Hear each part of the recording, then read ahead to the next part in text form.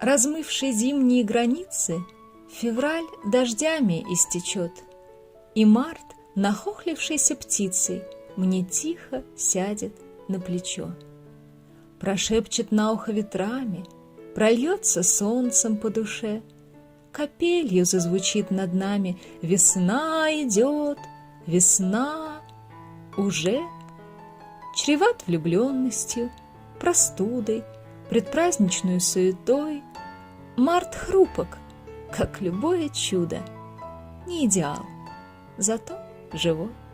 Весны прозрачная страница запустит жизни поворот, озябшей маленькую птицей мне в сердце тихо март войдет.